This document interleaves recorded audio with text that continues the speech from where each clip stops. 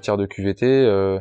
Alors il y a eu des vrais projets, il y a eu des choses un peu plus accessoires sur le papier, mais qui cimentent quand même le tout. Donc, parmi les projets, il y a eu le télétravail qu'on a mis en place il y a maintenant 4 ans, c'était en 2016. Ça, grosse révélation pour nous, parce qu'il a fallu qu'on évolue dans nos pratiques, qu'on se fasse un petit peu mal aussi au niveau de la direction. Et après une expérimentation sur un trimestre, on l'a mis en place définitivement. Et ça a été un succès, clairement. Ensuite, il y a eu la mise en place par extension d'horaires aménagés 2 ans plus tard, où là, on a redéfini le cadre horaire pour les personnes pour leur offrir encore plus de souplesse, pour arriver plus tôt le matin, faire une pause peut-être plus courte le midi pour partir plus tôt le soir. Généralement, c'est dans ce sens-là. Donc ça, c'est des projets, des vrais projets d'entreprise.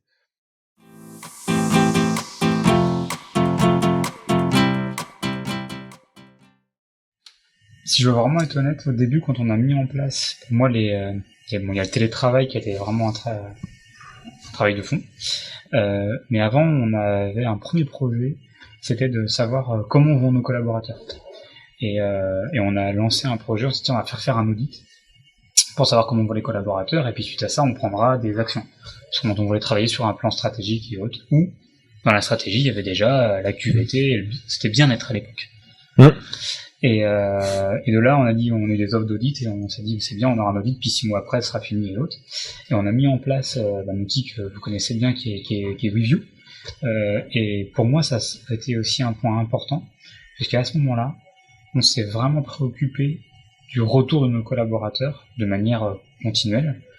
Et ça nous a permis aussi de donner des voies d'accès sur des chantiers comme la communication interne, comme ça a corroboré l'aménagement d'espace, le positionnement au travail, des choses assez importantes finalement. Et puis tout ça nous a emmené à dire les retours finalement sont plus ou moins bons, parce que des fois on avait des mauvais retours, mais on pouvait mettre des petites actions. C'est un peu du pas à pas, quoi. Et ça c'était intéressant. Et derrière, finalement les gens se sont engagés. Et finalement, le meilleur résultat que nous on attend, c'est ça. C'est l'engagement des gens. Le meilleur résultat, il est ici. C'est à quel moment on arrive à dire l'entreprise, elle est managée par un codir, mais aussi par un groupe de personnes hors du codir qui s'impliquent à un moment donné dans l'entreprise. Et ça, c'est une vraie réussite.